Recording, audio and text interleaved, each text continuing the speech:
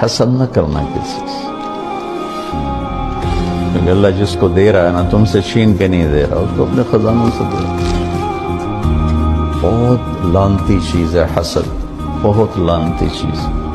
حاسد نہ بنو، محسود بنو تو پھر کسی کو چڑھاؤ نہیں، یہ بھی ایک شیطانی چال ہے۔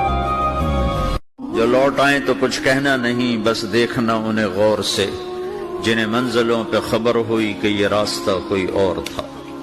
حضور فرماتے ہیں جب روزہ کھولنے والا روزہ کھولتا ہے تو جو دعا مانگتا ہے رب قبول فرما لیتا ہے۔ یعنی افطار کا وقت ایسا ٹائم ہے جو دعاؤں کی قبولیت کا وقت ہے۔ افطار کرنا بھی ہے، کرانا بھی ہے۔ حضور نے فرمایا جو رمضان میں عبادت کر لے نا، ایمان کے ساتھ رمضان میں عبادت کر لے، اللہ اس کے پچھلے سارے معاف فرما دیتا ہے۔ اب وہ نئی زندگی کا آغاز کرے۔ جس نے شب قدر پہ رو رو کے توبہ کی ہے وہ رمضان کے بعد کرپشن چھوڑ دے، جھوٹ چھوڑ دے، بددیانتی چھوڑ دے، دل دکھانا چھوڑ دے۔ جس نے رمضان میں روزے رکھے، تراویح پڑھی ہے، وہ نئی زندگی کا آغاز کرے، خدا کی رحمت سے گناہ معاف ہو۔ اگر کسی کے پاس کوئی ایسا شخص موجود ہے جو اسے صحیح راہ دیتا ہے، جو اچھا مشورہ دیتا ہے، جو خیر کی بات بتاتا ہے، حضور فرمانے لگے کسی مسلمان بھائی کو حکمت کی بات بتا دینا یہ تیری طرف سے اس کے لیے بہترین تحفہ ہے۔ اور میں نے دنیا میں ایسے لوگ بھی دیکھے ہیں جن کو اگر پتہ چل جائے نا فلانا بندہ میرا محتاج ہے کسی بھی حوالے سے، تو پھر تو بھائی وہ پورا زور ہی لگا دیتے ہیں۔ پھر تو اللہ تعالیٰ معاف کرے اگر بندے کو بندوں سے ضرورت پڑ جائے تو پھر تو وہ برا حال کر دیتے ہیں اگر انہیں اندازہ ہو جائے کہ یہ میرے بغیر چل نہیں سکتا۔ اللہ سے دعا مانگے رب کبھی کسی کو کسی بندے کا محتاج نہ کرے۔ حضور نے فرمایا جو رمضان میں عبادت کر لے نا، ایمان کے ساتھ رمضان میں عبادت کر لے، اللہ اس کے پچھلے سارے معاف فرما دیتا ہے۔ اب وہ نئی زندگی کا آغاز کرے۔ جس نے شب قدر پہ رو رو کے توبہ کی ہے وہ رمضان کے بعد کرپشن چھوڑ دے، جھوٹ چھوڑ دے، بددیانتی چھوڑ دے، دل دکھانا چھوڑ دے۔ جس نے رمضان میں روزے رکھے، تراویح پڑھی ہے، وہ نئی زندگی کا آغاز کرے، خدا کی رحمت سے گناہ معاف ہو۔ یاد رکھنا میرے نبی پاک علیہ السلام نے فرمایا ہے اگر تم کسی شخص کو رسوا کرو گے نا تو تم 7 کمروں میں پیچھے بھی بیٹھے ہوئے تو اللہ تمہیں وہاں رسوا کر دے گا۔ کبھی یہ کام نہ کرے۔ تو مانگنے کے طریقے سے مانگ تو بندے،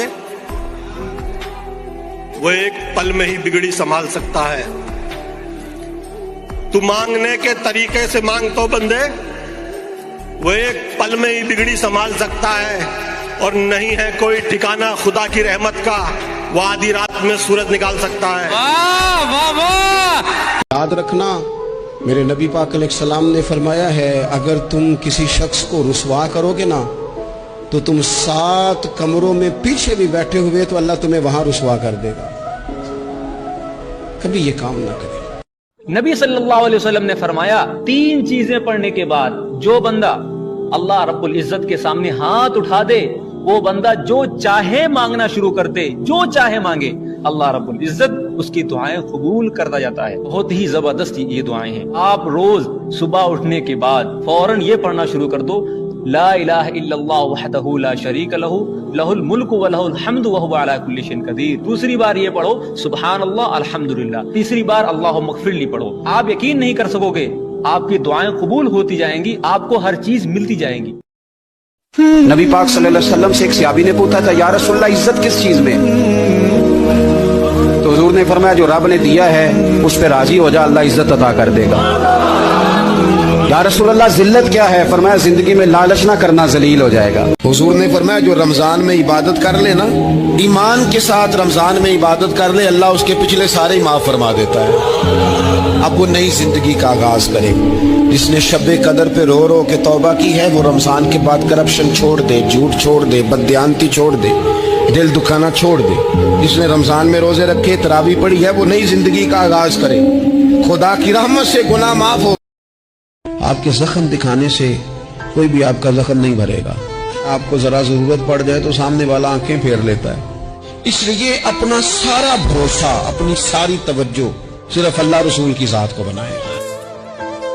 میرے نبی نے جو بکریاں رکھی اللہ نے ان کے نام بھی ہم تک پہنچا دی. عجوہ، سقیہ، زمزم، برکہ، ورثہ، اطلال، اطراف، کمرا، غیفہ، یہ 9 بکریاں میرے نبی کی.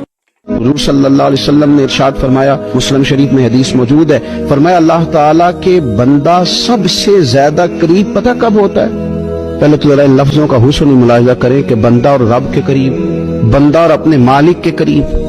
وہ بندہ کتنی شان والا ہے، اس کا مقدر آج کتنے عروج پہ ہے جو اپنے رب کے قریب ہو گیا.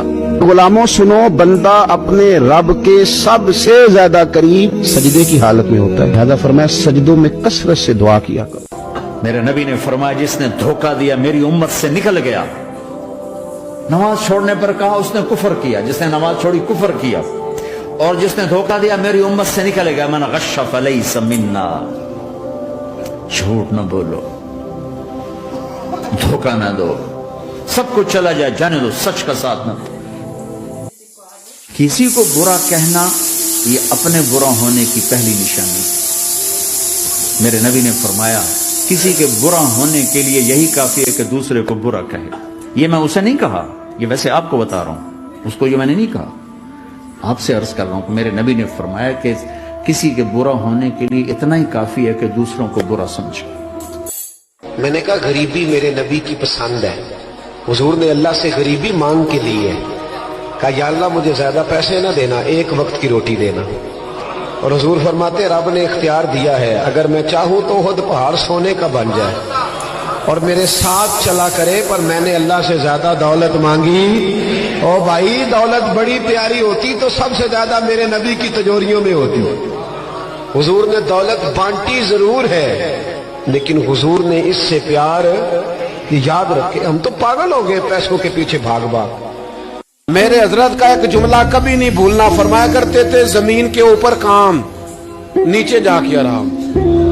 زمین کے اوپر کام اور نیچے جا کے جاگنا ہے، جاگ لے افلاک کے سائے تلے، پھر حشر تک سوتا رہے گا خاک کے سائے تلے.